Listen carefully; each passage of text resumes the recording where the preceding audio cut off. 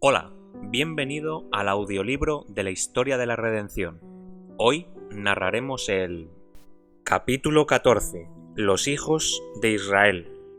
Este capítulo está basado en Génesis 37, 39, del 41 al 48 y Éxodo capítulo 1 al 4. José escuchaba las instrucciones de su padre y temía al Señor. Era más obediente a sus justas enseñanzas que cualquiera de sus hermanos. Atesoraba sus instrucciones y amaba y obedecía a Dios con integridad de corazón. Se sentía apenado por la conducta errónea de algunos de ellos y con mansedumbre les aconsejaba que se portaran bien y abandonaran sus malas acciones. Esto solo los exasperaba. José aborrecía el pecado de tal manera que no podía soportar que sus hermanos pecaran contra Dios. Informó del asunto a su padre con la esperanza de que su autoridad contribuyera a reformarlos. Esta presentación de sus errores enfureció a sus hermanos.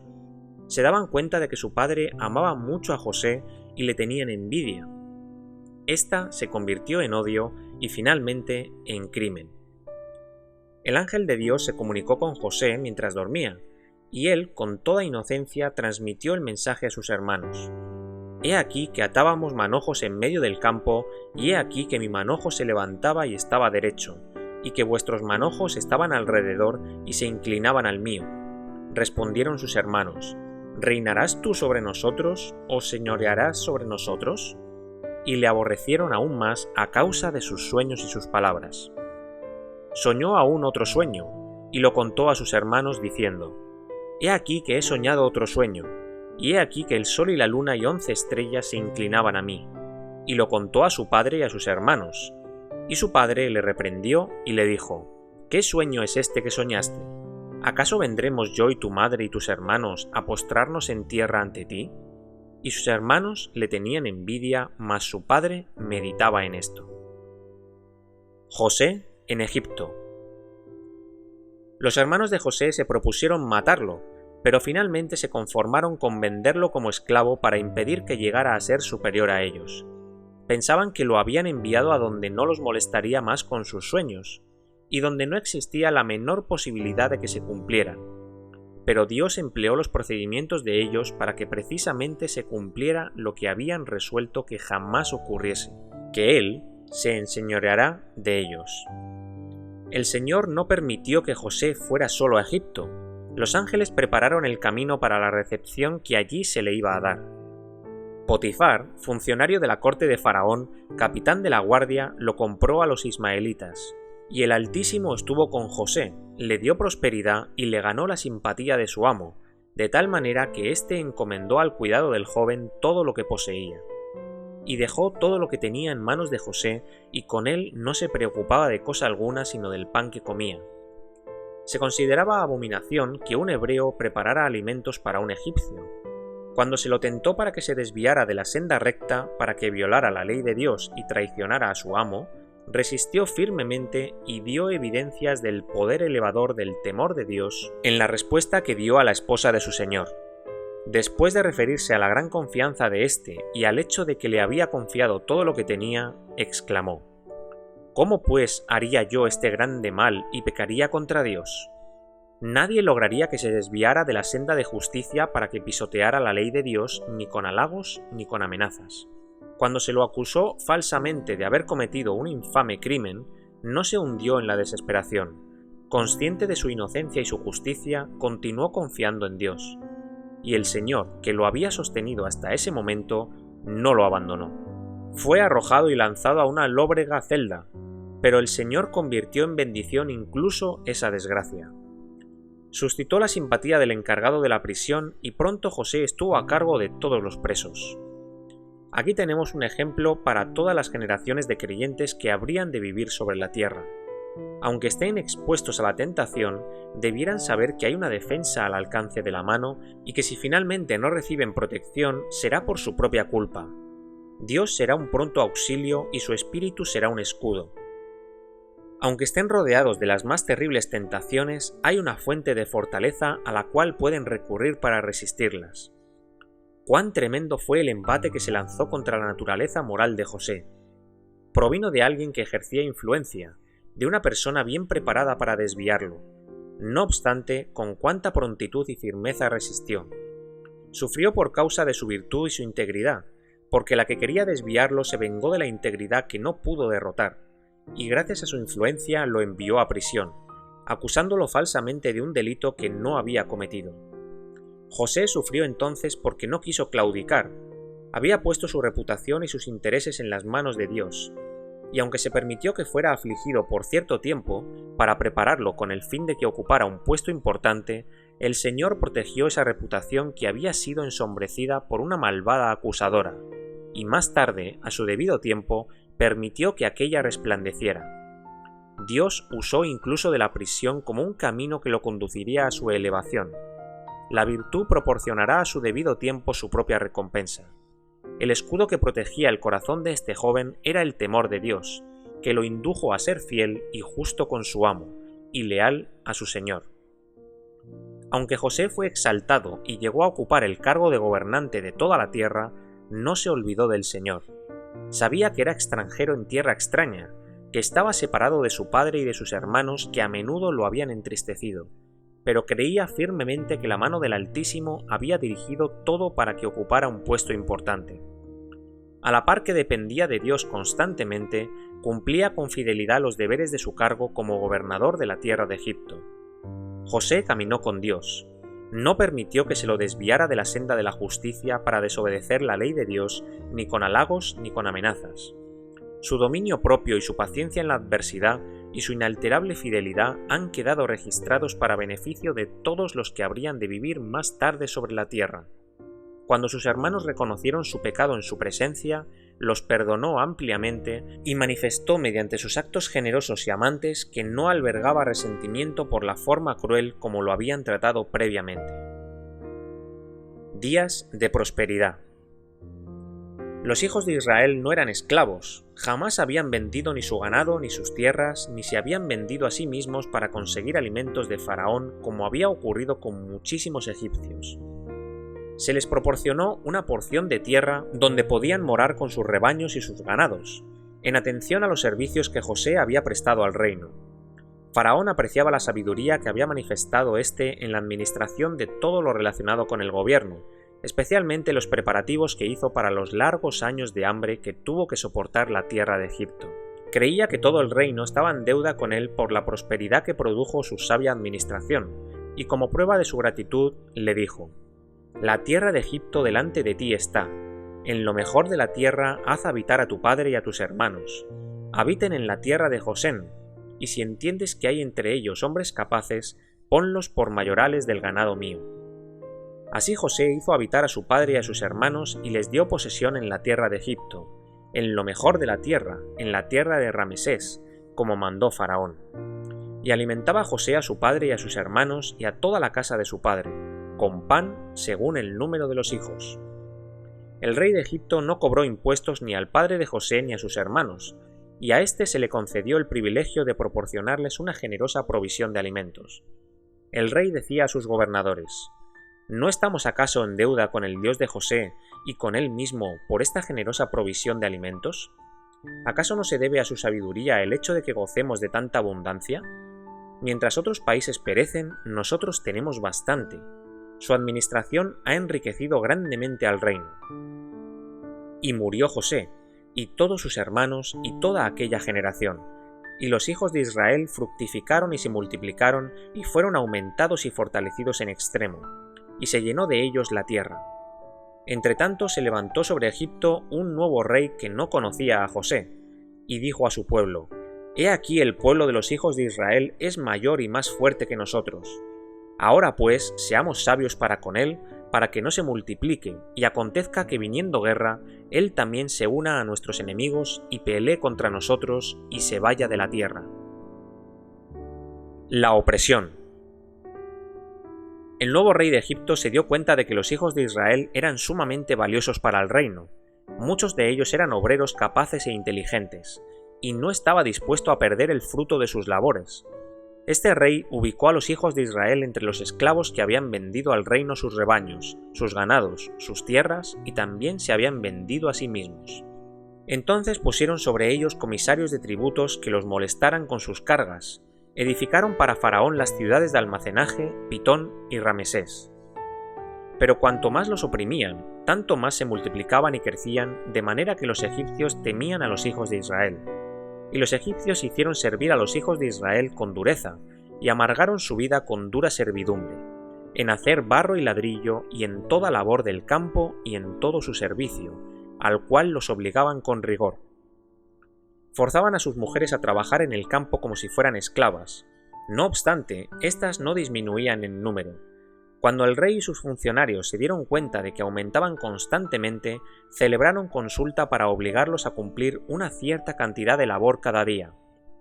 Trataban de someterlos mediante duro trabajo, y se enfurecían porque no podían lograr que su número disminuyera ni podían tampoco destruir su espíritu independiente. Y puesto que no pudieron cumplir sus propósitos, endurecieron sus corazones para avanzar un poco más. El rey ordenó que se diera muerte a los hijos varones tan pronto como nacieran. Satanás estaba detrás de todo esto. Sabía que surgiría un libertador entre los hebreos que lo rescataría de la opresión. Creyó que si podía inducir al rey a destruir a los niños varones, el propósito de Dios se malograría. Pero las mujeres temían a Dios y no cumplieron la orden del rey de Egipto. Por el contrario, dejaron con vida a los niños varones. Esas mujeres no se atrevieron a dar muerte a los niños hebreos, y porque no obedecieron el mandamiento del rey, el Señor les dio prosperidad. Cuando éste se enteró de que su orden no había sido obedecida, se enojó muchísimo. Entonces le dio a ésta un carácter más definido y más amplio.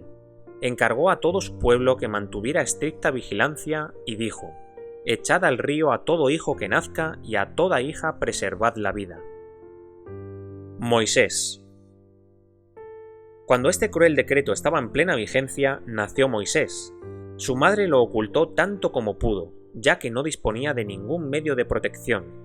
Entonces preparó una barquilla con juncos y la calafateó con asfalto y brea, para que el agua no penetrara, y la puso a la orilla del río, mientras su hermana permanecía por las inmediaciones aparentando indiferencia. Ella observaba ansiosamente, sin embargo, para ver qué ocurriría con su hermanito. Los ángeles también estaban vigilando para que ningún mal sobreviniera al desamparado niño, que había sido encomendado al cuidado de Dios por una madre afectuosa mediante fervientes oraciones mezcladas con lágrimas. Estos ángeles dirigieron las pisadas de la hija de Faraón hacia el río, justamente al sitio donde yacía el pequeño e inocente extranjero. A ésta le llamó la atención esa pequeña barquilla y ordenó a una de sus damas de compañía que se la trajera. Cuando levantaron la tapa de esa barquilla construida en forma tan singular, vieron un hermoso bebé, y he aquí que el niño lloraba, y tuvo compasión de él. Se dio cuenta de que una tierna madre hebrea había recurrido a ese medio tan especial para preservar la vida de su tan amado bebé y decidió al instante adoptarlo como hijo.